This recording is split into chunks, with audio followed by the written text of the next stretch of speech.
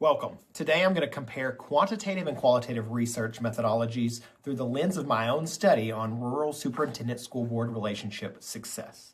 My research problem centers on a gap in the literature. While superintendent and board conflict and governance dysfunction are frequently studied, there's very limited research examining how rural superintendents like myself define and determine what success actually looks like. And in rural districts where leadership pipelines are thinner and instability has amplified consequences, the distinction matters. So the central question becomes this: if success is not clearly defined, should we measure it first or define it first? The research problem drives the research question, and the research question must drive the method. Slide 2, research problem and context. My central research question is, how do rural superintendents define and determine successful superintendent-school board relationships? This question matters because those relationships influence district stability, superintendent retention, teacher retention, and potentially even student learning. Most existing research measures breakdown. My study seeks to understand success. And that shift from dysfunction to definition is what drives the methodological decision. Slide 3, quantitative research overview. Quantitative research is deductive and confirmatory. It begins with clearly defined constructs, operationalizes them into measurable variables, and then tests hypotheses statistically. It emphasizes structure, reliability, and generalizability. In leadership research, correlational designs are common. Researchers frequently measure variables such as trust, communication, frequency, and governance conflict, and then examine their statistical relationships to outcomes like retention or stability. Quantitative research is powerful, but it assumes that the constructs we are measuring are already conceptually clear. Slide 4, qualitative research overview. Qualitative research operates differently. It is inductive and exploratory. Rather than testing predefined variables, it seeks to understand meaning, lived experiences, and relational processes. It emphasizes depth over breadth. For my study, grounded in transformational and servant leadership theory, qualitative inquiry would allow me to explore how superintendents enact influence, how they cultivate trust, how they align boards to vision, how they frame stewardship and governance. And instead of measuring leadership behaviors, it examines how those behaviors are interpreted and experienced, especially in rural contexts, which, as we know, can be quite different than most school settings. Slide 5, the core differences, the table here that you'll see. At its core, the difference between these methods is simple.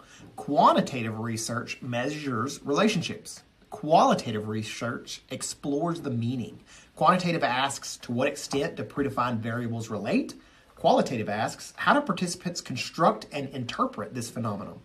Both are rigorous, but they answer fundamentally different kinds of questions. And that distinction becomes critical when we apply them to my topic, as you'll see here in a little. Part 2, applying each method.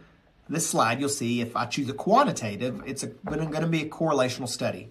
If I approached it this way, I would design a correlational survey of 30 to 40 rural superintendents, 15 to 20 rural school board members. The independent variables might include trust, communication frequency, governance alignment, board alignment with vision. Some of the dependent variables could be superintendent intent to stay, perceived district stability, and relationship effectiveness. I could test these hypotheses, such as higher trust predicts greater retention intentions. Governance conflict negatively correlates with stability. Using correlation or regression analysis, I could examine predictive relationships. This approach offers measurable clarity, but it assumes that success can be captured in predefined survey items, and that assumption is not always significant. Slide 7, quantitative strengths and limitations. The strengths are clear: a broader reach, statistical comparison, pattern identification, but there's limitations. First, the construct of success remains underdeveloped in rural governance literature. Second, a sample of 30 to 40 limits statistical power.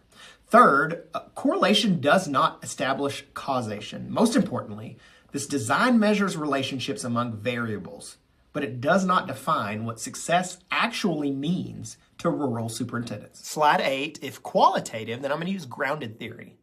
I would conduct 8 to 10 semi-structured interviews with rural Texas superintendents. Using grounded theory, I would engage in open coding, constant comparison, and theoretical integration.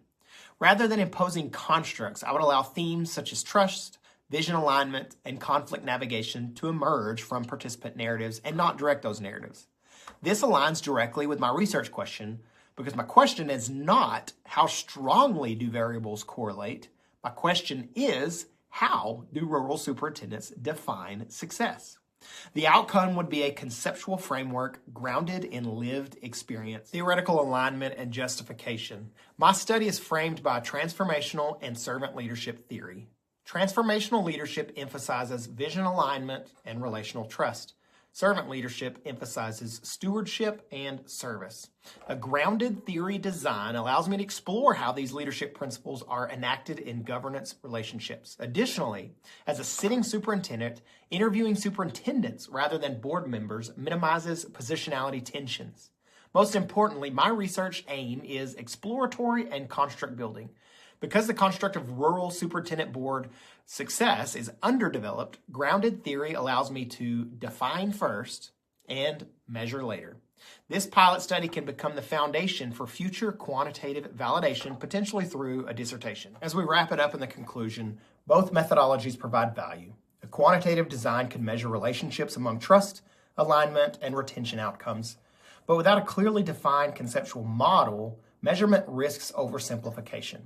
A qualitative grounded theory approach aligns with the exploratory nature of the problem, the interpretive framing of the research question, and the rural-specific context and my theoretical lens.